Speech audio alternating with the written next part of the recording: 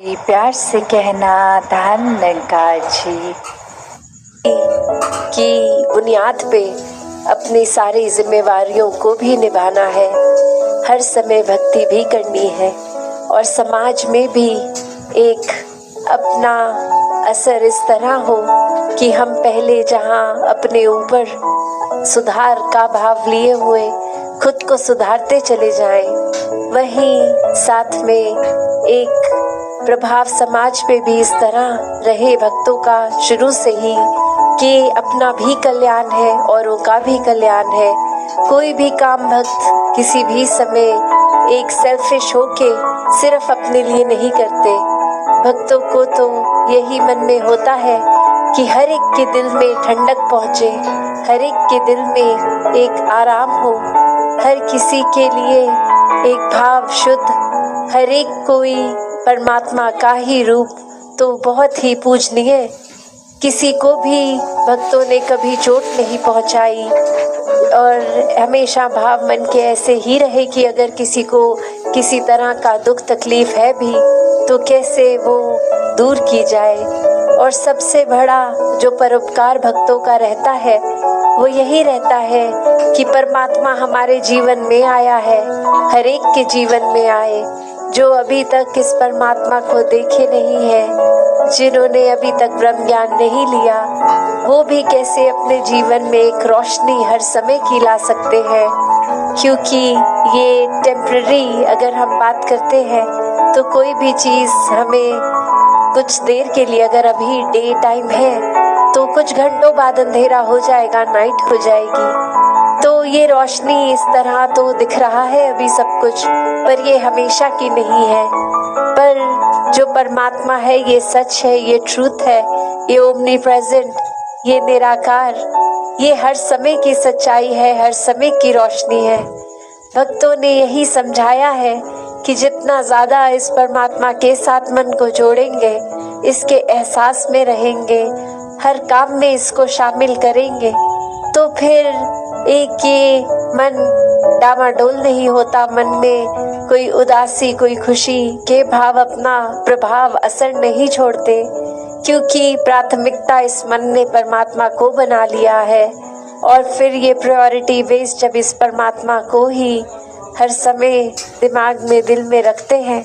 तो बाकी चीज़ों का असर उस तरह नहीं होता कि कोई अगर बिजनेस में नुकसान है तो एक डिप्रेशन की ओर मन जा रहा है, या फिर कुछ इतनी उपलब्धि मिल गई, अचीवमेंट मिल गई कि इतनी खुशी कि औरों के बारे में फिर सोचना ही छोड़ दिया, खुद में इतनी ईगो ले आए, एक अपने आप को बहुत ही इम्पोर्टेंट बना दिया। तो बात वही कि कैसे हर एक में जहाँ हर किसी ने इस परमात्मा को देखना है, हर एक के अंदर वो कैपेसिटी है, वो पोटेंशियल है कि कैसे इस परमात्मा के सारे गुण, हम चाहे एक मनुष्य के शरीर में है पर परमात्मा जैसे देवीय गुणों से हम युक्त हो सकते हैं, ह्यूमन वैल्यूज से युक्त हो सकते हैं। ये मन में कंपैशन, काइंडनेस, दया, क्षमाशील होना, एक मन में प्यार का भाव, प्रेम का भाव, ये लव, ये सरेंडर, ये ब्रॉड माइंडेड होना, हर एक को एक्सेप्ट करना, हर किसी के लिए वही भाव हो कि ये इंसान से बहुत कुछ हमें सीखने को मिल सकता है। दिल कारण ना ढूंढे कि कैसे किसी से भी नफरत की जाए, हर किसी से फिर वही बात जो अभी सत्संग में भी हम सुन रहे थे कि ये एकत्व जब इस्टेब्लिश हो जाता है, ये वननेस स्थापित हो जाता है, तो वो वननेस कोई उस बात की बात नहीं है कि हर कोई एक जैसा दिखे। एक फिजिकली तो हर किसी के शक्ल, आकार, फीचर्स एक बहुत ही अलग है। कोई किसी रीजन के होते हैं तो एक ज्योग्राफिकली रहने की वजह से उस तरह एक कल्चर और अपीयरेंस से खाना पीना वैसा हो जाता है, और दूसरे कहीं देश में, किसी और राज्य में, अपने देश में भी हो तो वो एक अपीयरेंस वाइज तो अलग हो सकते हैं। बट जो अभी कॉमन थ्रेड की भी बात हो रही थी कि ये परमात्मा ही है जो जहाँ पूरे ब्रह्मांड में है, एक वो कनेक्शन हमारी इस परमात्मा से जब है, तो संसार के हर इंसान से हर कोई अपना है, हर एक में ही परमात्मा का वास। तो कैसे जब इस परमात्मा से प्यार हो जाता है, इस परमात्मा के अलावा फिर और कुछ दिखता ही नहीं है, हर एक में ही दिखता है, तो फिर ये भाव वही आ जाते हैं कि ये संसार बहुत ही सुंदर है, हर किसी में बहुत कुछ सीखने के लिए है, और किसी की फिर बात दिल पे चोट नहीं देती, क्योंकि फिर वही लगता है कि कोई वजह होगी, किसी का दिन अच्छा नहीं जा रहा होगा, शायद किसी की तबीयत नहीं ठीक कि इतनी इरिटेशन हो रही है, इतना तंग हो रहे हैं कि कुछ खराब हमें बोल रहे हैं। तो बात वही कि हर किसी के अंदर जब ये परमात्मा दिखता है तो एक अच्छाइयों को ही भक्त उठाते हैं, किसी की कमियों को इस तरह संसार के आगे नहीं उछालते।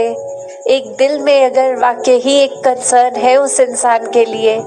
तो उस इंसान को डायरेक्टली जाके उसके पीठ पीछे एक बैक बाइटिंग नहीं, उसको सामने जाकर बोला जाता है कि ये जो आपने बात कही वो ठीक नहीं थी, इसमें अगर आप सुधार कर लें तो वाकई ही आपका सुधार हो जाएगा, अगर आप अपने थोड़ा बिहेवियरल चेंज लेके आएंगे। और फिर संत यही समझाते हैं कि बिहेवियरल चेंजेस तो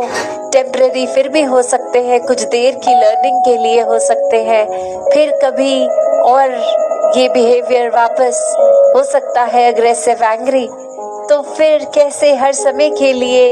एक मन को शांत रखना है, शीतल रखना है, मन में सहजता रखनी है, मन में सुकून का भाव रखना है, तो इस परमात्मा से ही जुड़ना होगा, क्योंकि इस परमात्मा को दिल में बसाएंगे तो मन में ये सारे इमोशंस ठीक तरह से काम आएंगे। जैसे एक आग का एग्जाम्पल होता है फायर का, तो उसका काम तो जलाना है, पर कैसे हम अगर वो आग के ऊपर कोई तवा रख देते हैं तो वो उसको रोटी बनाने के भी फिर वो आग ही काम आती है। वो हीट अगर बहुत ठंडा दिन है तो कैसे एक फायर प्लेस में डाल देते हैं, एक बॉन फायर करके, उससे हमें आराम ही मिलता है। तो कैसे ये जहाँ एक गुस्से की, एक एंगर की भी बात है, उसको भी अगर चैनलाइज किया जाए ठीक तरह से, तो सारे ही मन के इमोशंस ये बहुत ही उपयोगी भी हो जाते हैं। हमेशा सिर्फ एक नुकसान का ही नहीं इमोशन, वहाँ एक वो करते हुए एक आध्यात्मिक पहलू, इस परमात्मा को हर समय के लिए पकड़ के रखना है, इसको एहसास में रखना है, मन में रखना है। तो एक जीवन में जहाँ कितने ही एक रूप हैं, ये रंग हैं, ये माया की जो बात आती है, ये उलझा देने वाली कि सब कुछ सरल है भी तो भी वो कॉम्प्लिकेशंस के कैसे ये कभी कभी चाहे वो दिमाग का अपना ही उपज हो या फिर एक कोई सामाजिक रूप में कुछ चीज़ें जो जिस तरह नहीं होनी चाहिए उसको वो वैसा रूप दे दिया जाता है। तो कैसे हर समय जब विचरण भी इसी समाज में करना है, एक अपनी बुद्धि के साथ ही इस शरीर में ही जीना है, तो भी कैसे ये चीज़ों को हावी नहीं होने देना खुद पे। तो ये भरम भुलेखे, ये भ्रांतियाँ, ये सुपरस्टिशन, ये तो एक जहाँ संसार में है, खुद पे उनका रंग कैसे नहीं आने देना। एक इंसान हमेशा जहाँ ये तो सोचता है कि जीवन को एक अच्छा जीवन जीना है, एक हर समय अच्छाई सुकून महसूस करना है, पर वो कर्म, वो सोच फिर ऐसी है जो बेचैन कर देती है, वो चैन में नहीं रहने देती। एक एक्शंस, एक कर्म ऐसी रास्ते पे चलने लग जाते हैं जो फिर रास्ता एक नीची ही दिशा लेके जाएगा, पतन का ही कारण बनेगा। एक मन में जहाँ इंसानियत के भाव होने चाहिए, वहाँ कब वो हैवानी रूप इंसान का ये हावी होकर एक जीवन को कहीं विपरीत ही दिशा ले जाता है। जबकि इस परमात्मा ने ज्ञान बख्श के ये चेतनता भी दी है कि हर समय एक सेल्फ करेक्शन मोड पे खुद को डाला जा सकता है। हर समय जैसे ही ये डगमगाया भी अगर मन, तो कैसे खुद को वापस स्थिर से जोड़कर स्थिर किया जा सकता है। पर ये इंसान तो हर समय फिर वही बात कि एक चाहत तो है कि जीवन में उजाला आएगा, पर फिर वो उजाले को पता भी है प्राप्त करने का एक भक्तों ने रास्ता दिखाया, पर ये अंधकार में ही एक विचरण करने का एक मजा आने लग गया। एक जब पता भी है, अक्सर हमें कुछ भी जीवन में कर रहे होते हैं और वो बात ऐसे लगती है कि हाँ ये ख्याल आया तो था, पर उस पर कुछ एक्ट नहीं किया, उसको ज़्यादा गहराई तक सोचा नहीं, जैसा चल रहा था सब कुछ चलने दिया। तो बात वही, वो जो हम कॉन्शियस की बात करते हैं, एक चेतनता की बात करते हैं कि अगर ये कोई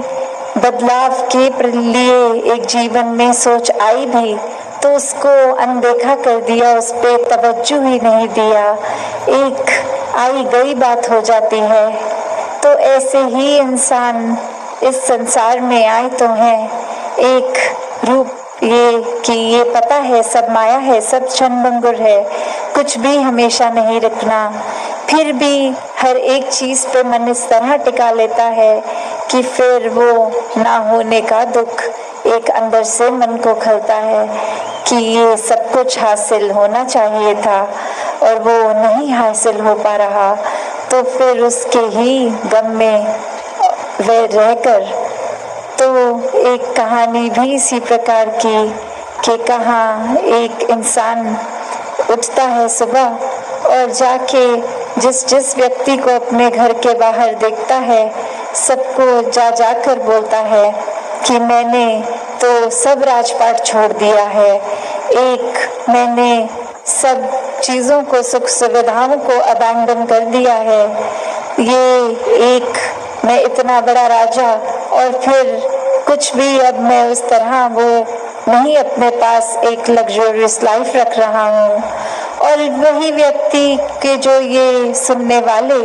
उनकी जहाँ वो हंसी भी निकलती है कि आप तो यहीं रहते हैं, आप तो कोई महल में नहीं रहते, आप तो कहीं के भी राजा नहीं हैं। तो ये त्याग की बात आई कहाँ से, क्योंकि कोई राजपाट तो था ही नहीं, वो त्यागा फिर कैसे। और फिर वो व्यक्ति बोलता है कि ये सब कुछ था सपने में मेरे पास और उठ के अब मुझे एक लगा कि मुझे वो चाहिए नहीं, मैंने छोड़ दिया। तो सोचने वाले जो सोच रहे हैं वही बात हमारे जीवन पे भी लागू है कि ये रोज उठकर हम भी वही सोचते हैं कि एक हमने कुछ छोड़ दिया है, ये जो अंधकार का जीवन है ये हमने छोड़ दिया है और हम एक रोशनीमय जीवन में, एक उजाले में अब मुख रख रहे हैं।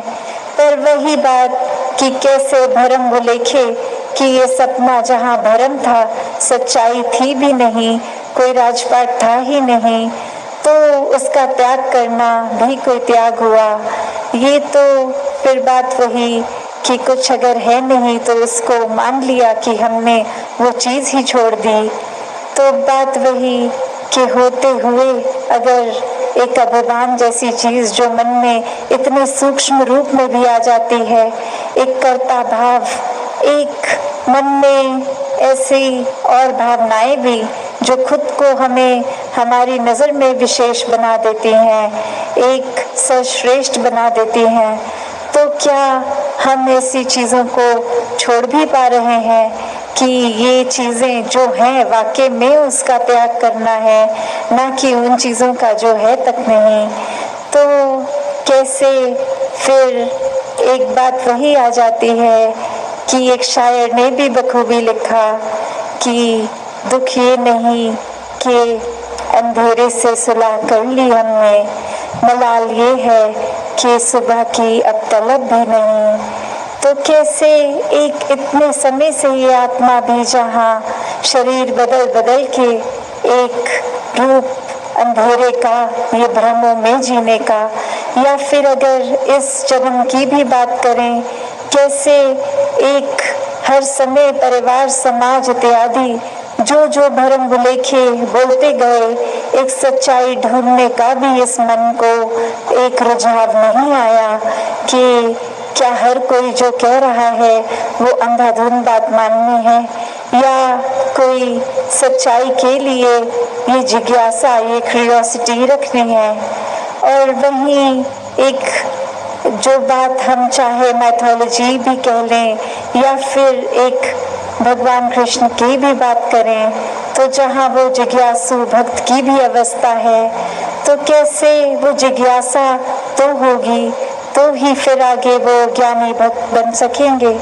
तो कैसे अगर जिज्ञासा हम सच्चाई की रखेंगे ही नहीं, एक झूठे जीवन को ही सच मानते चले जाएंगे, एक अस्थिरता को ही एक स्थिर मान लेंगे, तो बदल जाते हैं, एक नज़रिया बदल जाता है। एक वो बात कि अगर हम कुछ भी उदाहरण लें कि कोई भी स्थिति में एक जो रुख करा जा सकता है, वो एक अच्छी तरफ भी और बुरी तरफ भी, एक परिस्थिति से हम क्या निकालते हैं वो भी एक अच्छाई निकाली जा सकती है, एक बुराई निकाली जा सकती है। तो भक्तों ने हमेशा वो अच्छाई की ओर ही रुख करना सिखाया है कि परिस्थिति अगर इस परमात्मा ने दी है तो अच्छी ही होगी।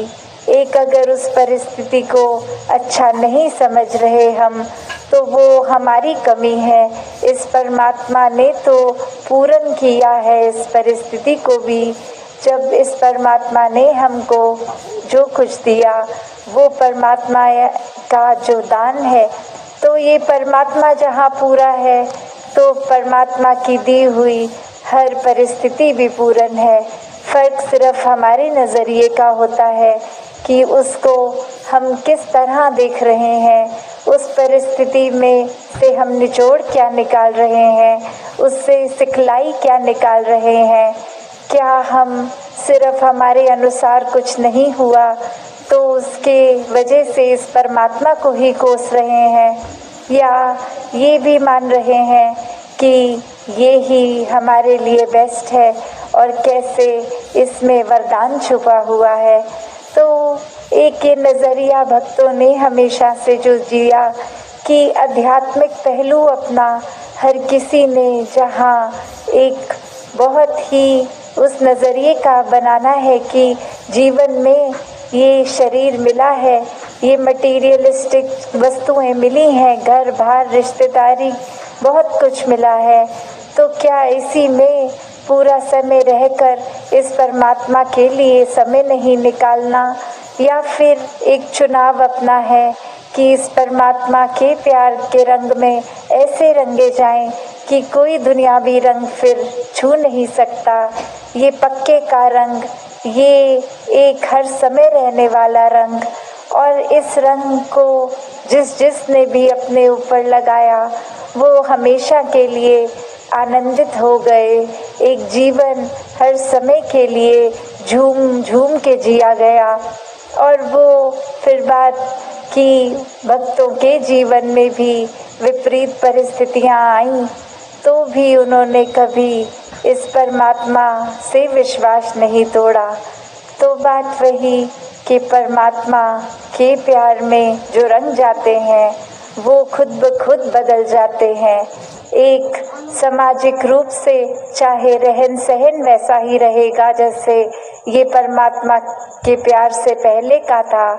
वो एक शक्ल आकार सब सेम रहेगा, सिर्फ और सिर्फ जो बदला जाएगा वो मन के भाव बदलते हैं। तो ऐसा ही बदलाव हर किसी के जीवन में मुबारक बदलाव होता है कि ये एक संसार में जितने भी अलग अलग प्रकार के चाहे इंसानों के साथ मुलाकात होनी, और वो एक अलग अलग कल्चर बैकग्राउंड, दिखने में अलग, खान पान अलग, सब तरह से वो एक डाइवर्सिटी रूप और कैसे वो होने के बावजूद भी सब परमात्मा के साथ जो एकत्व के बंधन में है, तो हर एक को एक दूसरे में परमात्मा ही नज़र आता है। और कैसे फिर एक ये एकत्व ही दिल पे हर समय का,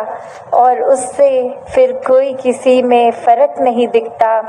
कोई ऊंच नीच जाति पाति प्रांति कुछ भी फ़र्क नहीं, सब अपने हैं, सब ही पूजनीय हैं। तो कैसे ये परमात्मा का वास तो पूरी सृष्टि के कण कण में है, और वहीं जो हर किसी में भी, और यही परमात्मा को देखना ब्रह्म ज्ञान है कि इस परमात्मा को जब हर समय के लिए ये दिखाई देगा कि हर जगह ही मौजूद है, तो फिर एक जहाँ अपनी भी चेतनता जाग उठेगी, एक जो सच्ची दात है जो भक्तों ने युगों युगों से समझाई है कि दुनिया भी एक दौलत तो आज है कल नहीं, इसने बदल जाना है, एक माया का रूप बदल जाना है, घर परिवार सोसाइटी सब बदल जाएगा, पर सिर्फ और सिर्फ एक चीज़ जो अपनी जगह में कायम दायम शुरू से थी, अभी भी है, और ये संसार खत्म होने पे भी रह जाएगी, तो वो बस ये परमात्मा, ये निराकार है। तो इस निराकार को पहचान के जीवन में जहाँ फिर वो समझ भी आ जाती है कि जो कुछ इस निराकार ने दिया है उसका सदुपयोग ही करना है, किसी के नुकसान का कारण अपने आप को या किसी वस्तु को नहीं बनाना, मन में भाव हर किसी के लिए एक शुद्ध विचार रखते हुए हर किसी के लिए फिर वो मन से एक दुआ अरदास कि ये जहाँ किसी के दिन घर में जीवन में एक स्वास्थ्य रूप किसी भी तरह का एक नुकसान हो रहा है, तो वो भी एक भक्तों का दिल तो इस तरह पिघलता है, किसी को देखकर ठीक नहीं है तो उनसे ज़्यादा उनका दर्द भक्त समझते हैं। तो कैसे ऐसे वाले जीवन को मुबारकबाद जीवन कहा जाता है। ये एक परोपकारी जीवन होता है, अपने लिए सेल्फ सेंटर्ड होके, सेल्फिश होके, ये अपने ऊपर केंद्रित नहीं, पूरे संसार की भलाई के लिए भक्त अपना जीवन लगा देते हैं, पूरी ह्यूमैनिटी, पूरी मानवता के लिए ये संसार में आकर। तो कैसे जहाँ एक मन में भी भाव होते हैं कि ये एक समान अगर नहीं भी कोई दिख रहा पर सब ही एक है, तो भाव वही कि भक्तों ने युगों से ये जो संदेश दिया है कि कैसे इस परमात्मा को जानकर फिर अपने जीवन में बदलाव आ सकता है, ये जीवन बहुत ही सहज जिया जा सकता है, ये मन एक स्थिर करके हर समय रखा जा सकता है। इस स्थिर के साथ नाता जोड़ लिया तो मन भी स्थिर। ये एक दुनियावी आंधियाँ आती भी हैं अगर, तो वो कुछ पीस ऑफ माइंड, ये चैन व सुकून दूर नहीं कर सकती। फिर तो हर किसी एक अवस्था में ही लगता है कि ये बहुत ही अच्छा समय निकल रहा है, अगर कुछ है भी तो ये परमात्मा ने बहुत जल्दी काट देना है। तो कैसे एक जीवन में हर कोई इस रंग में ही रंगा रहे। तो अब दौड़ने का समय है। और जो चौथी कैटेगरी ऐसे भी होते हैं घोड़े जिनको चाबुक सिर्फ दिखा दें या धूप के समय ज़मीन पे वो चाबुक की परछाई को ही देख लेंगे, वो समझ जाएंगे कि दौड़ना है। उसी तरह हम अगर सत्संग में आ रहे हैं तो हम किस तरह के वो अपने मन की अवस्था से आ रहे हैं। क्या ये सत्संग आ रहे हैं तो आपसी सिर्फ एक संतों से मेल मिलाप करके बातचीत करके ही घर जा रहे हैं, या फिर कुछ भी एक पुकारा जा रहा है, जो संदेश दिया जा रहा है वो चाहे पहले घोड़े की तरह जिसको हर समय चाबुक मारो तो कोई असर नहीं, वही सत्संग में आते हैं, इधर उधर ध्यान अपना रखते हैं, मूल जो संदेश दिया जा रहा है उस पे ध्यान नहीं देते, फ़ोन से फ़ोटोएं खींच के इधर उधर की बातें करके घर चले जाते हैं। या फिर दूसरी कैटेगरी में जहाँ कभी कभी एक वो संदेश सुनाई दिया, उसको ध्यान से सुना, कुछ देर तो उस पे चला, फिर रुक गए। तो सिर्फ सत्संग के दौरान ही हमने एक अपनी अच्छाई नहीं बाहर लानी, सिर्फ आपसी एक सहयोग करते हुए, एक कोएग्जिस्ट करते हुए सिर्फ सत्संग के दौरान नहीं, आगे के जीवन भर के लिए वो संदेश, वो भाव मन में एक मन को तब्दीली करके रखना है कि यहाँ तो हम आराम से दूसरे को भी पहल दे देंगे, सत्संग में तो हम अपना स्थान छोड़ के दूसरों को भी बैठा देंगे, पर क्या आगे बस में, ट्रेन में भी क्या हम ऐसा करते हैं कि नहीं करते? किस तरह एक वो रूप, फिर वो